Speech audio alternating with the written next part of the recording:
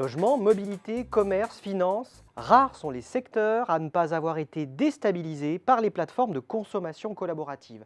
Alors bien sûr, le degré de maturité de ces solutions de consommation alternative apparaît très hétérogène selon les secteurs, d'après les experts de Precepta. D'un côté, les segments les plus matures sont déjà dominés par des marques fortes, Le Bon Coin et eBay sur le marché des biens d'occasion, Blablacar dans le covoiturage, Airbnb dans la location saisonnière. Des acteurs comme La Centrale et l'Argus conservent pour leur part leur leadership sur le marché des véhicules d'occasion, tout comme d'ailleurs PAP, leader de l'immobilier peer-to-peer, qui a décliné avec succès sa marque papier sur Internet. D'autres secteurs sont en revanche beaucoup moins structurés, soit parce que la pratique est en phase de décollage, comme par exemple la location de véhicules entre particuliers avec des acteurs comme Drivey et Wicar, soit parce que la pratique est encore confidentielle, comme le crowdfunding, la location de biens entre particuliers ou les achats groupés alimentaires. Tous ces marchés où se déploie la consommation collaborative ont une particularité. La concurrence y disparaît très rapidement. En vérité, ces plateformes ont un penchant naturel pour l'oligopole, voire pour le monopole. Un penchant provoqué par les effets de réseau.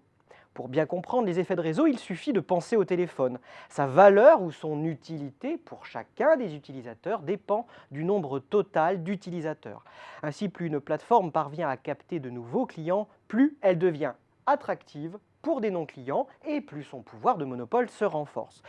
Mais elles ne sont pas pour autant invincibles. Il leur faut en effet innover dans la durée pour ne pas être renversées ou alors rachetées, comme l'ont d'ailleurs été plusieurs plateformes positionnées sur l'hébergement de luxe par le groupe Accor. Le principal problème aujourd'hui, c'est que ces investissements pour innover et doper leur audience grèvent très lourdement leurs résultats. En fait, les acteurs de la consommation collaborative peinent pour le moment à atteindre le seuil de rentabilité. Comment réagissent les acteurs traditionnels face à l'essor des solutions de consommation alternatives? Eh bien, la tendance est clairement à l'intégration de ces solutions au sein des business models. Les acteurs traditionnels visent par là trois objectifs majeurs qui ont été étudiés en profondeur dans l'étude Precepta. Optimiser la chaîne de valeur, étoffer une offre propriétaire ou alors créer une offre partenariale complémentaire. L'étude Precepta propose également plusieurs scénarios prospectifs pour imaginer la consommation collaborative demain et stimuler la réflexion stratégique. Dans le premier scénario, les stratégies de croissance des plateformes se heurtent à un plafond de verre en raison du durcissement de la réglementation et des limites à la marchandisation des usages. Dans le deuxième scénario, les plateformes leaders d'aujourd'hui se diversifient sur de nouveaux marchés pour réduire l'hypercompétition qui règne sur leur marché d'origine.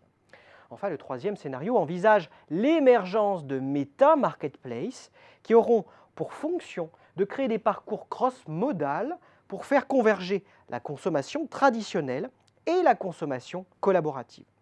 Trois scénarios qui sont à découvrir dans la nouvelle étude Precepta.